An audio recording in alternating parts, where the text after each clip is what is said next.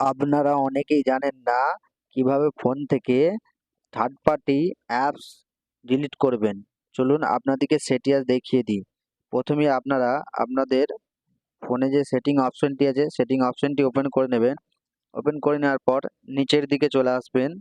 দেখবেন এখানে লেখা আছে গুগল। গুগলে টাচ করবেন। টাচ করার পর এখানে দেখুন লেখা আছে অল সার্ভিস। অল সার্ভিসে ক্লিক করবেন।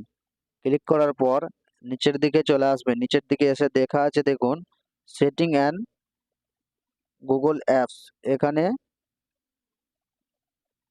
টাচ করবেন। টাচ করার পর লেখা আছে দেখুন এখানে কানেক্টেড অ্যাপস, এখানে টাচ করবেন। টাচ করার পর এবার দেখতে পাবেন আপনার কোন কোন থার্ড পার্টি অ্যাপসগুলো কানেক্টেড আছে। এখানে দেখুন আমার যেমন এই অ্যাপটি কানেক্টেড আছে। এইটা আপনারা কিভাবে ডিলিট করবেন, এখানে টাচ করবেন। টাচ করার পর এখানে দেখে লেখা আছে দেখুন delete all connected have with Hiwatch pro.